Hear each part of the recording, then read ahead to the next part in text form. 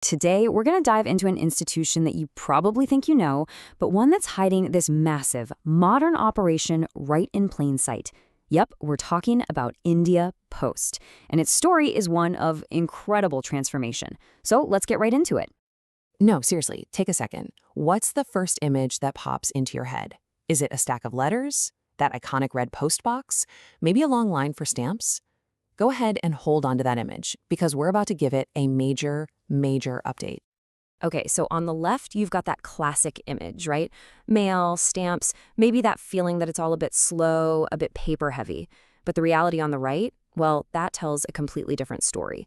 India Post has quietly become a financial powerhouse, a critical backbone for the country's entire e-commerce boom, and a huge player in modern logistics. Our goal today is to connect the dots between that old perception and this new reality. To really get how this transformation happened, we first have to understand the sheer scale of India Post's original mission. Because, trust me, it was never just about delivering postcards. At the very heart of India Post is this incredibly powerful idea, the universal service obligation. Now, this isn't just some corporate mission statement. It's a foundational promise. It means that whether you live in a bustling city or a tiny village tucked away in the mountains, you have a right to affordable communication. This principle of, you could call it radical inclusivity, is the bedrock for everything that comes next. So the big question is, how do you modernize an institution with such a massive physical footprint, one that literally reaches every corner of a nation? Well, you go digital. Let's break down how they pulled it off. Look, this wasn't an overnight flip of a switch. It was a really smart three-step process. First, they built the digital foundation with something called Core Banking Solutions, or CBS. Basically, this connected all their branches to one central network, so a transaction in one post office is instantly visible across the entire system. Super important.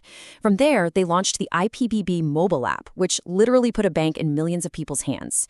And finally, they applied this whole digital mindset to their core business, creating the transparent partial tracking we all kind of take for granted now.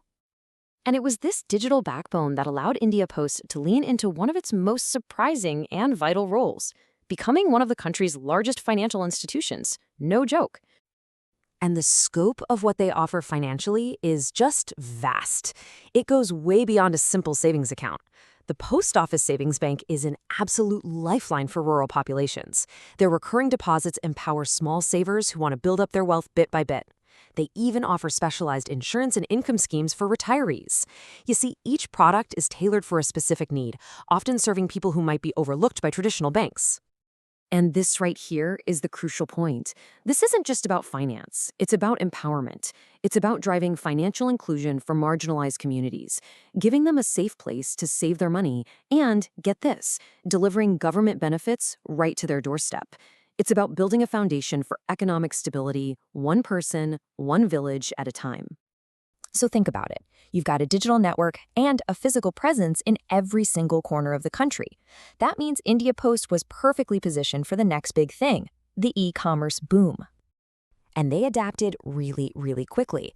Services like Speed Post and Express Parcel now go head-to-head with private couriers. But their real secret weapon, their competitive advantage, is that unmatched reach. For small entrepreneurs selling products online, India Post offers something invaluable: reliable delivery to every single PIN code in the country. That's a game changer. So we have this incredible story of modernization. But what I think makes India Post truly unique is how it balances this constant push for innovation with a deep respect for its own history. Through its philatelic bureaus, that's the fancy word for stamp collecting departments, India Post acts as a custodian of culture. Every single commemorative stamp is like a tiny piece of art and history, preserving the nation's identity and telling stories about its shared heritage. And at the exact same time, they're looking ahead, promoting a sustainable future. This means pushing for paperless transactions, designing energy-efficient buildings, and using green logistics to shrink their environmental footprint.